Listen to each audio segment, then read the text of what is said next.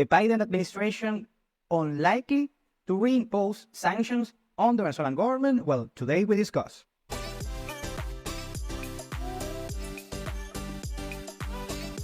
Welcome to Venezuela Insider, the only place in Venezuela for expats, digital nomads, entrepreneurs, investors, travelers, and related internationals. For more information, venezuelainsider.com. Well, this information comes from the Wall Street Journal. Already mentioned it on my weekly newsletter. You can subscribe on the link below. But it was worth it to create a video piece of content as well. Well, let's start reading this piece from the Wall Street Journal that says, Biden is unlikely to reimpose oil sanctions on Venezuela. The Biden administration is leaning away from reimposing sanctions on Venezuela's oil industry despite President Nicolas Maduro's moves to bar leading opposition candidate from the country's July elections, says people familiar with the matter. U.S. officials are concerned that reverting to Trump-era sanctions that accelerated the decline of Venezuela's oil production will raise the price of gas at the U.S. and prompt more migration from Venezuela as President Biden campaigns for re-election in November. Restricting Western oil companies will also tighten global energy supplies and open space for Chinese investments, they say. Well, a lot to digest over there. First, the elections are going to be in July here in Venezuela. Maduro is going to remain in power, most likely. And if that doesn't happen, it will be a black swan event. That's the first thing. The second thing regarding the gas prices worldwide, yes, Venezuela is not as important right now. It produces around 800,000 of barrels of crude oil per day. And the worldwide demand is a little bit less than 100 million barrels per day. But of course, you have Russia, Iran, and so on. So a small spread regarding the supply, the worldwide supply, will increase the demand and hence increase the prices of crude oil and of course increase the prices of gasoline. And also we are having a lot of conflicts both in Eastern Europe, the special military operations, and Russia and Ukraine, so on. And also we are having a lot of conflicts in the Middle East, Gaza Strip, Israel neighbors in the Middle East, also the issue on the Red Sea with the Houthis in Yemen and so on. All of these particular situations create conflicts and instability on the worldwide oil economy. And Venezuela, since despite the fact there is a bunch of political issues within Venezuela, Venezuela is not a bellic country, it's not a war country. Nothing regarding a war conflict is going to happen between Venezuela and one of these neighbors. Please ignore the Guyana thing. It's just political stunts. It's not going to happen a war or anything like that. Also, I have to mention that, of course, the Trump administration is very hard treating the Venezuelan government, but still they have to do a delicate balancing act regarding letting U.S. multinationals operate in Venezuela and also keeping stability on the worldwide crude oil prices. And lastly, the thing about China is that China is, of course, is an ally of Venezuela and has some oil investment in Venezuela, but the market share of oil investing in Venezuela can be covered easily by U.S. multinationals. In this particular case, Chevron, that never stopped investing in the Venezuelan oil industry, even on the worst years. Continue with the article, says that Biden's administration officials have said that they didn't think that the oil sanctions leveled against Venezuela in early 2019 in former President Donald Trump's effort to force Maduro from power were constructive, and they are completely correct. Let's continue. Top officials, including National Security Advisor Jake Sullivan, Amos Hochstein, Senior White House Energy Advisor, and Deputy National Security Advisor John Finner, are encouraging a different approach that emphasizes broader strategy interests such as energy supply over political change in character. I'm going to translate that for you. Biden administration and probably also a possible hypothetical future Trump administration, they have to work with the Chavismo, and it is what it is. The Maduro and the Chavismo are not going to leave power anytime soon, and the other way that you can keep the worldwide crude oil industry is playing ball with them. We are committed to maintain sanctions relief if Maduro and his representatives uphold the commitments outlined in the deal that they signed in October for an electoral roadmap, a senior U.S. administration official said Friday. We urge Maduro to do so.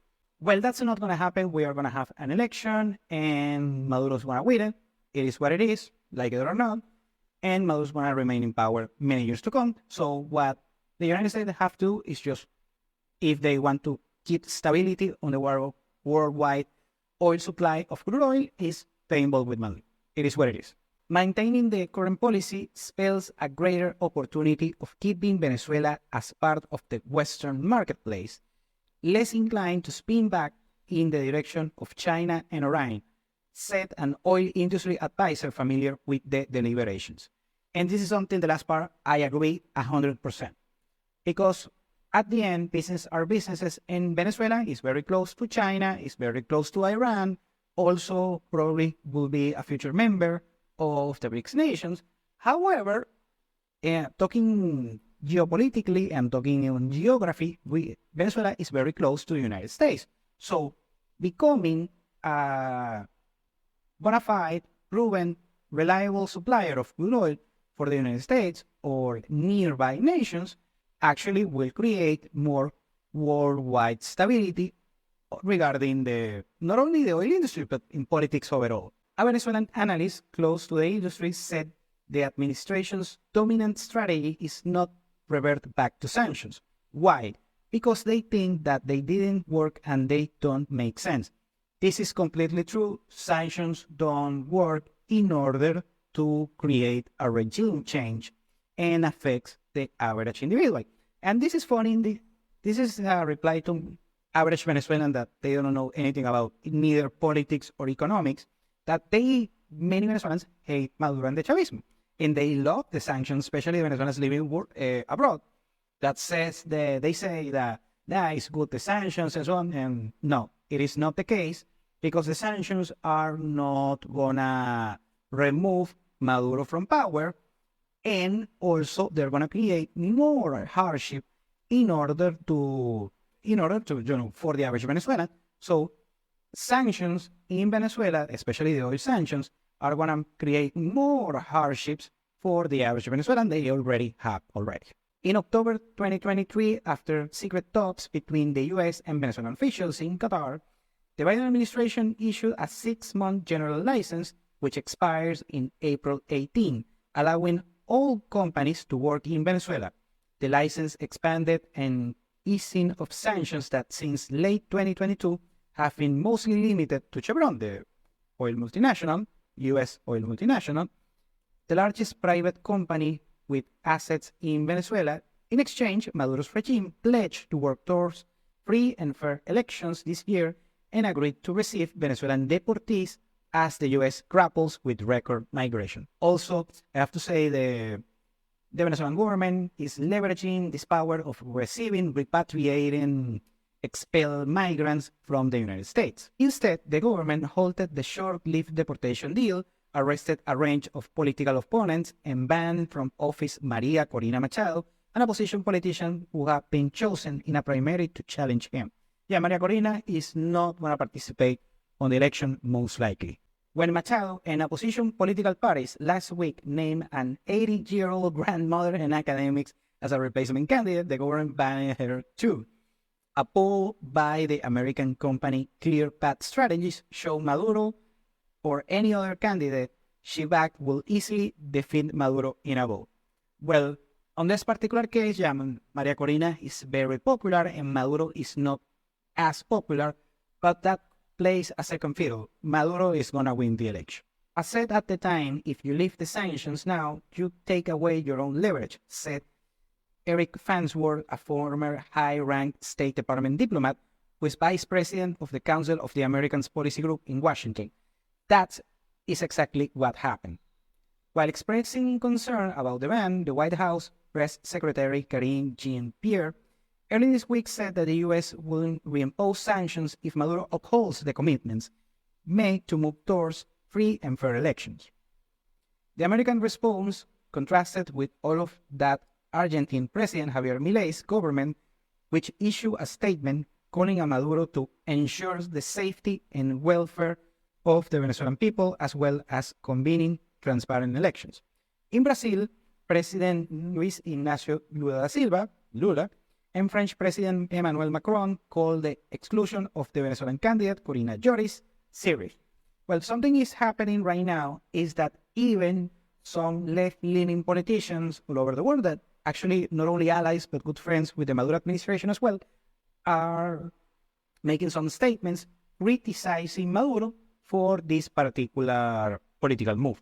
Okay, the last part says that in Caracas, foreign energy executives said that they have taken comfort in the U.S. unwillingness to sever business ties with Venezuela despite the rocky political climate. And those are actually good news. That means more investing within the country, and this is coming the past couple of years, coming from the U.S. and some Western nations and Western investors, that they are not seeing a change regarding the sanction regime in Venezuela. I'm talking the easing of sanctions.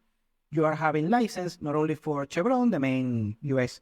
oil producer, but also other European and Western multinationals. And of course, that helps in order to create better economic conditions within the country, but that also means that the government is going to be more stable, I'm talking political stable, and less likely to be removed from power, if that's what the Western governments want to do. Chevron, which given a special license by the U.S. Treasury in 2022 to operate in Venezuela, plans to drill dozens of wells this year in a bid to raise his output to 200,000 barrels a day, roughly a quarter of the country's total production.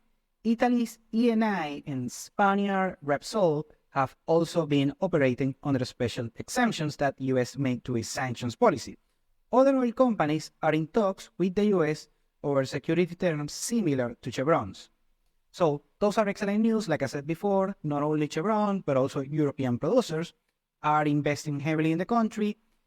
Venezuela right now is producing around 800 barrels of crude oil per day, with Chevron's additional investing that can reach 1 million barrels. And if other players get along, in no time, the Venezuelan economy can reach a production between 1.5 and 2 million barrels of crude oil per day that will exponentially increase GDP, real estate, production, investing, and so on. So that if that ends up happening, that will be an excellent news for the Venezuelan economy. And also, probably, possibly, I hope that happens, increasing the standards of living of the average Venezuelan that are dreadful right now, but have mildly improved since 2017. In order to sum it up, sanctions are bad, regardless of your political stand. Maduro and the Chavismo are going to stay in power most likely, unless a black swan event happens that we don't know what it is.